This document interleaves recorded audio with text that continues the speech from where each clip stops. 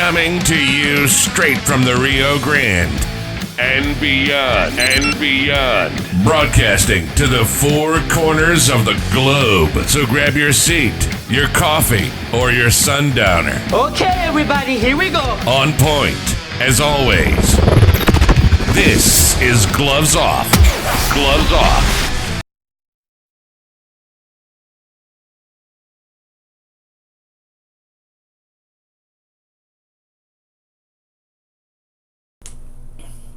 Back at you in Gloves Off. I'm Paul Buitrón. I'm here with Judge Chuy Garza, and he has his own podcast, which is 24/7. And we're here because we kind of joined forces. We're doing a debate in conjunction. Two podcasts coming together, first time ever, to have debates on a fair basis. Isn't that right, Judge? Yeah, that's right. I mean, we are in a very important part in Laredo's economic and really, after this pandemic, really a very important time of our lives. And we need to get the right people in office to move this thing forward. In the last, as you know, we've had about 7 city managers in the last 8 years. We've had at least 5 or 6 different city attorneys in the last so many years. We figured that it's time for us to get a good set of candidates to run and to show us the vision. And I think that this get together we're going to have is going to provide us that opportunity, hopefully, for them to present their case to the people and let us know what their plans are for the future. Absolutely.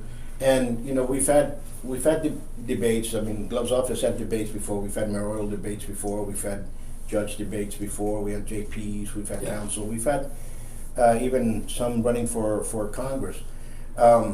We've done them in the past. Because of COVID, some of them ended up being in-house, some of them ended up being here at the school instead of being out, and some of them, at one particular time, we had the capability of having it straightforward live, and it was very, very fun, interesting learning experiences. But this one's a little bit different, you know, and we're gonna, and there's already a bunch of rumbling gossip that we're gonna end it here. Number one, it's a sit-down debate. And it's a sit-down debate where people are actually live watching, and they're also having a good dinner. It's going to be a great dinner. They'll be having dinner, and while they're having dinner, then we're having a debate going on the stage area. It's important, of course, that we have all our candidates to participate because we need the public to know exactly where they stand. Again, I remind the public, we're at a very critical, we always are at a critical juncture, but this is very important because obviously we got this major change after the pandemic where I think Laredo sits on a precipice in an economic boom, but only if we have the right people behind it. And if we don't have the right people behind it, we're just going to continue to be stagnated for another 3-4 years when we don't have to. And hopefully this debate, this discussion will elevate that type of discussion to talk about the future about Laredo and not about what we need to do to take care of our past problems we've had, you know. No, you're absolutely correct. You know, there's a couple of misinformation going on about the debate I'm going to talk to you. It's going to be held on September 7th, which is a Wednesday. Right. The location's going to be over at Royal Receptions, which is down in the south. The debates that we're going to be having, even though we'd love to have all the debates, there's not enough time. You know, there's so many people running. There's about 14 different races. There's no way we can cover everyone. And besides, other agencies are also doing, other nonprofits are doing debates, and KGNS is doing at least the mayor's debate at least once more. So I know there's several out there that are being planned, which is always positive. Anytime you do debates, anytime you get the word out there, you help the candidate, plus you help the public as a whole. So, but we can't do them all. Absolutely, we can't. There's some other ones that I've been asked to have, and which we're going to end up planning some other ones during that time, because number one, it's great to understand the candidates. But let's talk about the one we're going to have and the details. Number one, it's a sit-down debate where you're going to be having dinner. So it's a great dinner we're going to be having. It's great ambience we're going to be at. It's going to be with people that really care about voting. People that are going to go are the ones that really go out and vote and carry people to go out and vote. Not cañoneros, but actually people that are small business owners and professionals and people in general that care. And second from that, the questions are not going to be from the public. There's somebody out there saying that people are going to stand up and give questions. No, it's not. This is not a setup. Definitely not. We don't work like that. We don't do gotcha questions. Right. We're going to formulate it into 2-3 different themes for the night in terms of the debate. But there are no questions being brought in by a particular.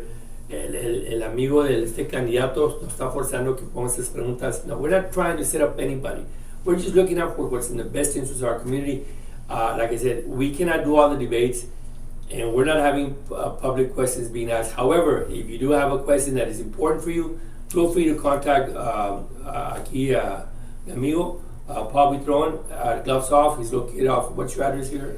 We're at 220 Hillside Road, but you all can send me an email and I'll put it on the links here. It's at buitronacademy2012@gmail.com. Yeah. We have a set coalition of people that are actually coming up with the questions within the next couple of weeks. We have a lawyer, we have a doctor, we have small business owners. We have 3 of them. We have some high school students as well, because they're looking at it from the different angles of what's going on. And so those questions are already going to be made, given, and then we're going to choose the ones that fit appropriate, because number one, we're going to be covering the Texas State Representative, which is going to have, and it's been confirmed that State Representative Richard Raymond is going to be there, as well as his candidate from the Republican Party, Mr. Joe Brennan. We have several mayoral candidates already confirmed. We have Gunny Gonzalez, we have Poncho Caso, we have Judge Louis Bruni, we have Roque Vela, and we have council member. He's going to be running. Mr. Mercurio Martinez. He said he's going to be there. We have others that have. We're waiting on their answers. But so we already have a good slew of those candidates, because there's 8 of them, and we also have all 4 candidates of the City Council District 1 are going. They've already committed themselves to being in the debate. Ms. Gigi Rodriguez, Ms. Patti Tijerina, Mr. Gilbert Gonzalez, and Ms. Maxine Reveles. And so, listen, I've studied debates. I ended up going and I took some courses from some universities on how to do debates. There were online courses. I went on online courses with podcasts that deal with political forums. And the debates here it's the same question for all the candidates. They're not gotcha questions like some previous debates that are held here in Laredo. That they'll ask one candidate, what was color of Napoleon's white horse, and then they ask the other guy a bunch of different questions, and they'll just set up. And that's not me. They're open-ended questions, which means basically is what is your proposal considering this particular issue, that particular issue. So it allows the candidate to explain their particular view on that issue. But I can't. There might be a few questions, but for the most part, it'll be, because it is the first debate of the political season. It's all about you laying out your vision, and I'm really hoping, especially for the mayor's race, that there's a vision, because Laredo certainly needs a vision, and then people who follow through with it. Let me tell you, we're in a very peculiar situation. We have 5 new people, no incumbents, running in these races. 5 new people that can set Laredo and make it actually produce in a beneficial way towards society, Texas, the United States, and the world. And then there's you have to study your candidates. There's some ideals going out there that's going to hinder Laredo's growth. It's like always, people keep saying, I haven't seen it with my own eyes. People keep on saying that there's corruption here, corruption there, corruption there. Bring it out, bring it forth. Let's go to the FBI if there's some. If you know about some, there's a 1-800 number, they'll help you out. So, number one, Laredo, if you love it, if you love the town, you have to get involved with these elections now, because it is pertinent for it to happen in a good way. If I may, we have 150,000 people registered to vote in Webb County. Last election I counted is about 30,000 people who voted. It's a miserable response that we can do certainly a lot better. And whether you're left or you're right or you're Republican, Democrat, or Independent, it doesn't matter. The point is that it is one of those few rights that we as Americans get to enjoy that particular day, exercise it, and use it for the benefit of ourselves to get good people. Absolutely. If we don't vote, we don't have a voice. And right now, at the rate we're going, we don't seem to have a voice because we don't want to exercise that voice. Now, let me point another issue. I registered, along with other people, about 700 students in high school back in January and February. Almost about 20-25% of them had IDs. We graduate 15,000 students a year. You could imagine if we were to register 15,000 students every year and get them to go out and vote, that would change the dynamics of the city completely. But for whatever reason, the young people have decided, for different reasons, not to vote. Doesn't mean we're gonna keep knocking and keep trying, but we certainly, this thing is, to me, it's voter suppression when they don't allow, they're not able to take IDs, stuff like that. But there's gotta be order as well. I mean, the students need to do their part too. So again, there's a lot of holes in the whole system, but that's what we call democracy. And this is one way of doing this debate here in South Laredo is going to hopefully give us a little bit of insight about how the candidates think. It's important. So I congratulate you, Paul, because you're the one that came up with the idea. And I think it's something good for the community. Anytime you're able to produce the candidate out front to the masses, it's always good. And here's something, thank you, Judge, but here's something for the fact of those candidates and those debates are not there. I have an open forum. If you guys want to come out here in the show and talk about what you're going, I'll act as a devil's advocate. I'm not going to attack you personally or what have you. Some people send me emails. That's not what it's about. I do want to point that out because that's not the way we do business. That's At least exactly I know. right. We do 24/7. By the way, 24/7 we'll be starting to do the interviews already in August. Please contact the office or check us out on 24/7. I tell you, I know Paul, I know him, I know myself. We don't do gotcha questions. We do not work like that. If you don't have an answer, the public will make a decision as to what they think of what you're saying. Absolutely. And remember, if you're a candidate, you want to come out here and tell your story, Yes. give me a call. My number's all over the place. Send me an email, buitronacademy2012@gmail.com. And one other thing, there's going to be a straw poll at the end of this debate to see from there, because maximum people that we can have is 300. Right now we have about 200 people there, so the tables are going. If you guys want to buy a table or buy a seat, it's not going to break your bank. It's $50 for a nice meal. It's a good evening. The straw poll now is going to be about the activists. We're going to find out where we're at with the activists in Laredo. It's always the activists many times who decide who's going to win, because they're the ones out there involved getting the people out to vote.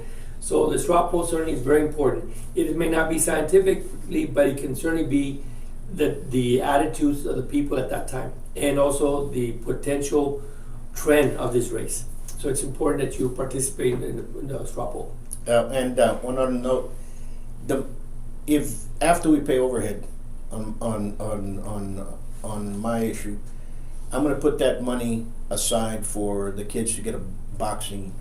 Yeah, and I think that and that's something important for you guys to understand, that I donated 2 boxing rings to Sheriff Rick Flores, and God bless Sheriff Martin Cuellar, because he's continued with the boxing program over at the PAL.